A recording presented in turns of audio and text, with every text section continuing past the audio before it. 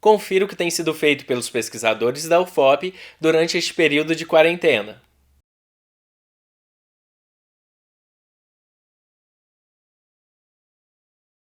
Mais um dia de reunião para nós, Bruno e Yara, tudo certo aí, né? Tudo. Bom, hoje a nossa ideia, então, é discutir um pouquinho sobre mistanásia. Na verdade, o tema principal que eu gostaria de propor seria a ideia de mistanásia. Mas antes, eu queria recordar alguns conceitos para quem nos ouve, né, ter essa noção desses conceitos básicos de eutanásia e depois a gente entrar nesse debate. Então, eutanásia, como nós já falamos no vídeo 9 sobre morte digna, é a morte boa, né? O próprio Bruno levantou a questão da etimologia da palavra, enfim. Dentro da ideia de eutanásia, nós temos a eutanásia ativa e a eutanásia passiva. A eutanásia ativa, propriamente dita, é a promoção do óbito, né, através, por exemplo, de uma injeção letal. A eutanásia ativa também pode ser ativa e indireta.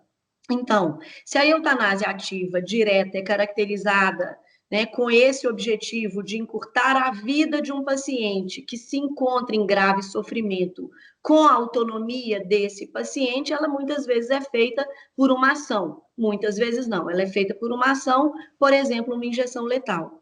Já a eutanásia ativa e indireta, ela tem por objetivo o alívio do sofrimento do paciente, mas ao mesmo tempo ela acaba abreviando o curso vital que se produz como efeito daquele primeiro objetivo, que é aliviar o sofrimento do paciente. Um dos exemplos é a utilização de uma morfina, né, que leva muitas vezes que leva o paciente a ter aqueles problemas mais respiratórios e que leva à morte. Não é a morfina que causa a morte. Na verdade, nós estamos falando da morfina para aliviar a dor do paciente, que pode levá-lo à morte, mas na hora certa. Então, a eutanásia ativa e indireta, ela é praticada.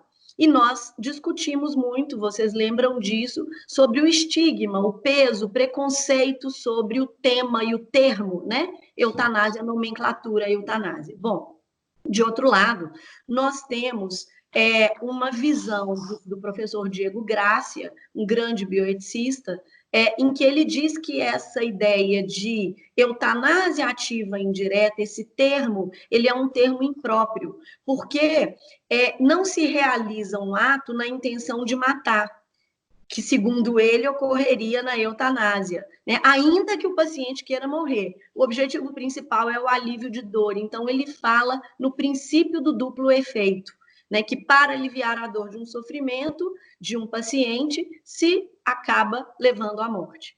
Mas provavelmente esse medo que você tinha falado, esse preconceito que faz com que ele, para evitar usar a palavra eutanásia, e para evitar, inclusive, essa ideia de que a autonomia de alguém pode pedir para morrer, né?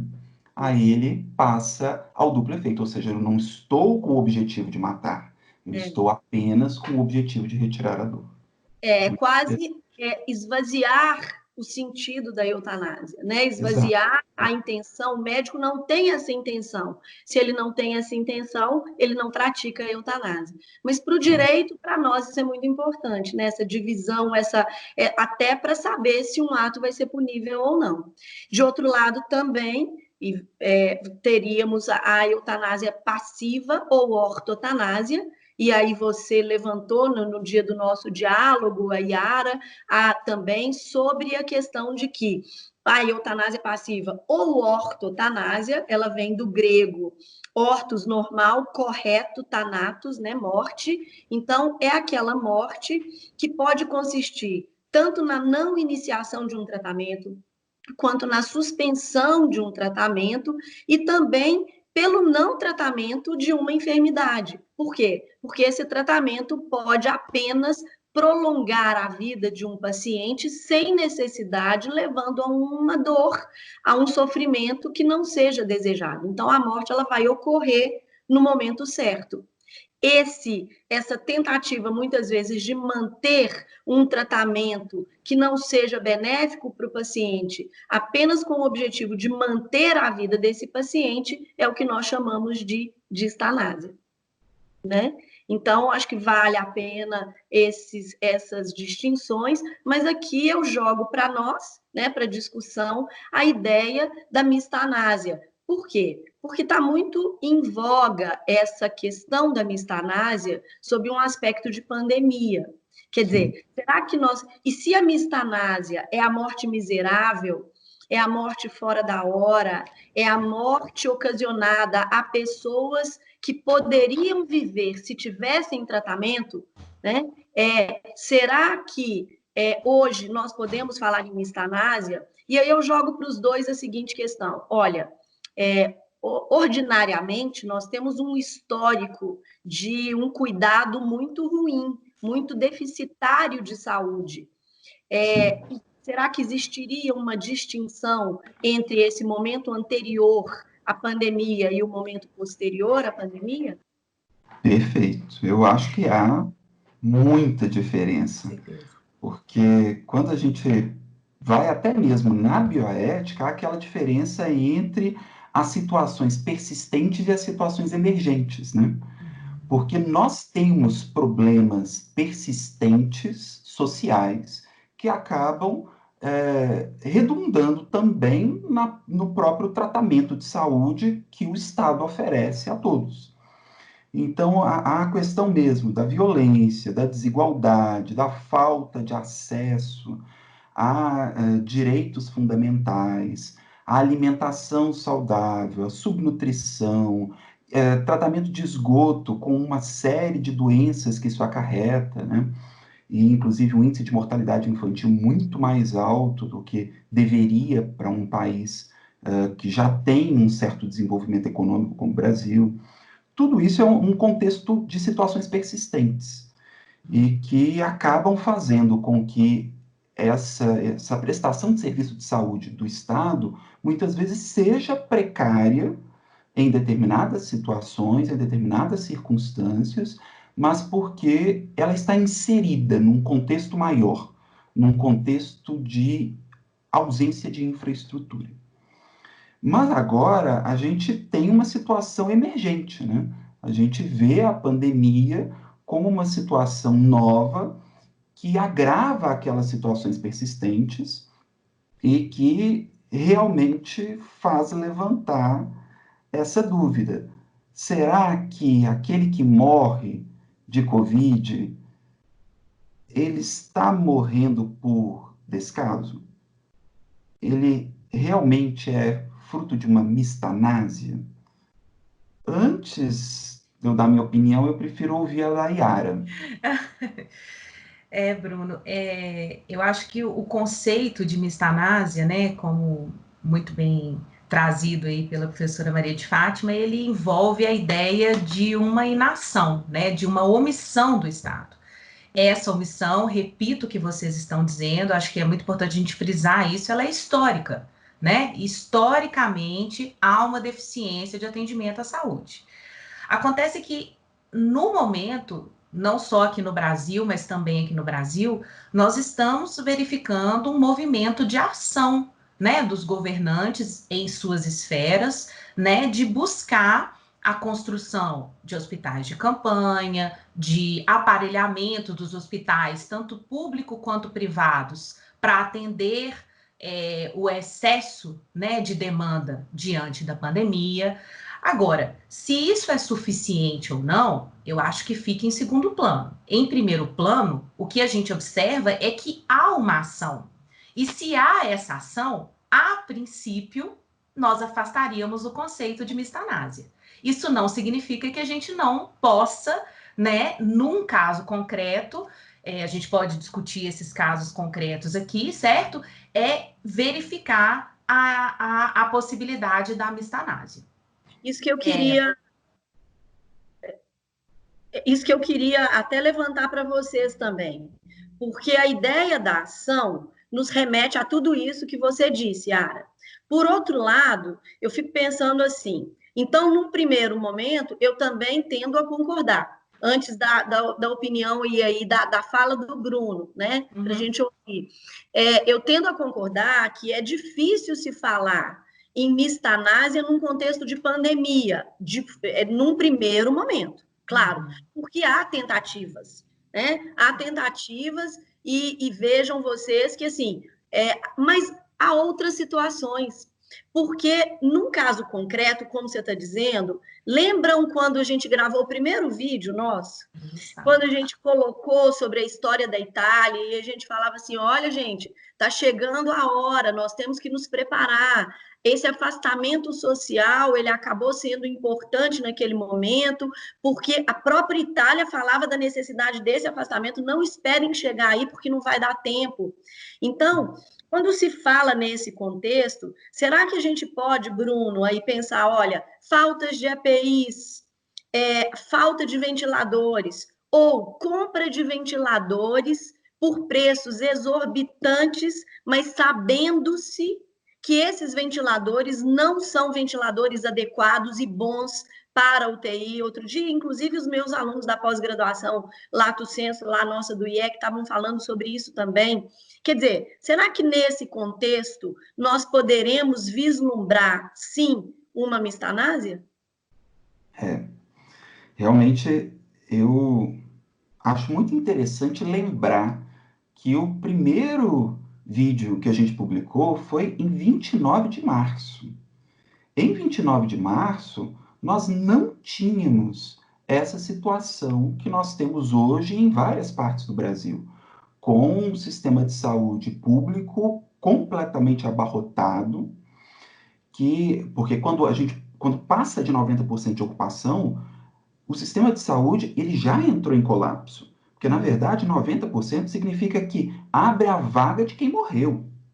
Então, na verdade, o pouquinho que não completou 100% é porque alguém está morrendo. E aí sempre vai ter um leito rotativo, né, que vai ser ocupado numa situação muito, muito sem possibilidade de preparação, né? Mas o que eu acho que talvez a gente pudesse refletir, e aí viria a resposta, é que como o conceito de mistanásia é um conceito ainda em construção, talvez a gente nem devesse ver a mistanásia somente como uma omissão, mas também nesse sentido da má ação, da ação que é tomada de maneira indevida, que é tomada no tempo indevido, e dessa forma a gente pode sim considerar, em algumas circunstâncias específicas, que há sim mistanásia quando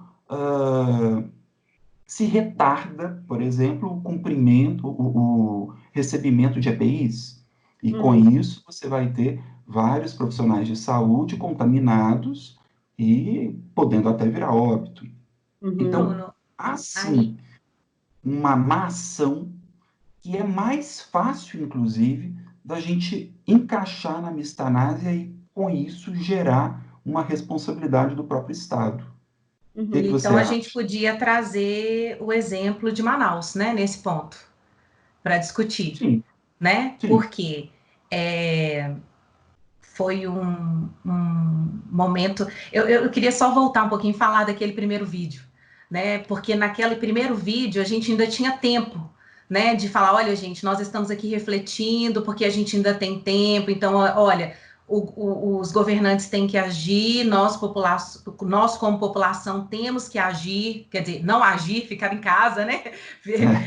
Enfim, e nesse momento agora em que está sendo noticiado que nós estamos hoje, né, início de maio, com 6 estados do Brasil em colapso de saúde, né, e a gente, eu pensei, né, conforme eu tinha dito, da gente falar do caso de Manaus, que me parece o mais grave de todos, né? Manaus não fez o isolamento por meio de incentivo dos seus governantes, conforme deveria ter sido feito, conforme a gente anunciava naquele primeiro vídeo que deveria ter sido feito, não fez, né, uma campanha de conscientização da população, pediu ajuda ao governo federal, mas essa ajuda não chegou, quer dizer, até hoje, início de maio, não chegou, né? E teve ação, não teve ação? Será que podemos falar em mistanásia nesse ponto? A visualização do caso, por exemplo, do Estado, e visualizar. Claro que nós não temos acesso à documentação, não temos acesso a datas de pedido, quer dizer, nós estamos falando de acordo com aquilo que a gente vê veiculado na imprensa de uma maneira geral. Então, isso a gente tem que deixar muito claro para que se evite qualquer problema de cunho político que se queira colocar, né? Quer dizer, não é a nossa intenção aqui. Mas se houve um pedido de EPI com antecedência, se havia dinheiro para esses EPIs com antecedência, se buscou a formação de hospitais de campanha, se não se buscou, quer dizer, tudo isso já geraria a possibilidade de nós verificarmos a mistanásia, porque realmente é um descaso. Agora, a sua fala também me leva a uma outra questão. É curioso, né? Porque quando a gente sempre debate, a gente sempre pensa em alguma coisa no momento em que a gente está falando. Porque essa é uma necessidade e uma ação que deve ser uma ação conjunta. Vamos pensar de governo federal, de governo estadual, municipal e população também. Porque muitas vezes a gente se vê julgando a responsabilidade sempre no outro e não pensa na nossa responsabilidade enquanto pessoa, enquanto cidadão, diante de uma ideia de um princípio de solidariedade. É aquela história, não, eu vou sair, eu tenho o meu direito de sair à rua, né, que se levantou, eu não lembro, acho que foi até um debate nosso em WhatsApp do nosso grupo, e aí a gente falou assim, olha, tudo eu, quer dizer, eu posso viver e o outro que morre, tudo bem. Quer dizer, então há também aí uma responsabilidade das próprias pessoas, quer dizer, está tudo junto e misturado. E nesse contexto, eu queria, inclusive, falar com vocês o seguinte, porque a mistanásia, normalmente, antes da pandemia, se colocava num conceito muito amplo. Como o Bruno disse, ele não era fechado. Ele não é fechado. Nós não temos um conceito específico. Até outro dia eu prefaciei um livro da doutora Hilde Boechat, que ela tem o mérito, um mérito grande do trabalho dela, inclusive de tentar trazer uma conceituação para essa construção de mistanásia. E aí vem a questão, quer dizer, essa mistanásia é uma eutanásia social, mas é uma eutanásia voltada para essa construção muito mais do Estado, ou uma construção também em aspectos privados. A falta de leito nos hospitais privados, a recusa de um tratamento, um erro médico. Quer dizer, são pessoas que morrem fora da hora. Mas será que morrem? Entendem a discussão? Uma demora na liberação do plano de saúde, de fazer aquele tratamento, autorizar o tratamento. E aí a gente poderia pensar, inclusive, em qual seria a consequência da mistanásia. Ah, sim. Ah, boa. Isso aí. Ou seja, juridicamente, o que nós podemos fazer diante de uma situação de mistanásia? Será que há realmente uma responsabilidade civil, uma responsabilidade administrativa, uma responsabilidade penal? Porque a penal é a que eu acho que é mais complicada mesmo da gente vislumbrar. Porque seria, no máximo, como um crime de responsabilidade, né? E é difícil aí a gente caracterizar. Mas dentro da responsabilidade civil do Estado, realmente, eu acho que é possível, sim, essa caracterização. Principalmente se conseguir esses dados de forma mais precisa, que a Fatinha falou, de conseguir a data dos pedidos, né? Porque a partir disso, você consegue mesmo demonstrar o descaso, ou a ação que é tomada de forma indevida, né? Porque fora disso, cai em caso fortuito e força maior, né? Exatamente. Que aí a gente volta naquela nossa ideia de regra, né? Isso. E aí eu acho que o que caracteriza mais facilmente é exatamente a presença dos EPIs.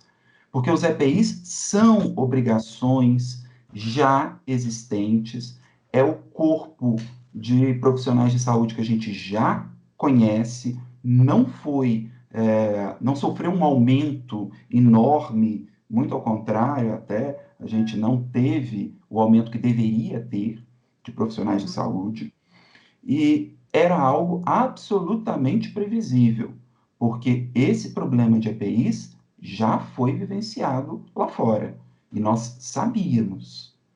E nós só tomamos providências em relação aos EPIs depois que a coisa começou a se instalar no Brasil. Eu acho que esse é um dos pontos mais frágeis. Agora, em relação a leitos, exige-se uma estrutura maior, né? Então, realmente é algo mais demorado, é algo mais complicado. Há, inclusive, uma falta de criatividade inicial de como se buscar alternativas para a produção de EPIs. Porque a maior parte dos produtores de EPIs está totalmente fora do Brasil, né? Mas na China, em especial, né? Na China, eu não queria falar na China, mas a Yara já falou na China, né? Na China mesmo.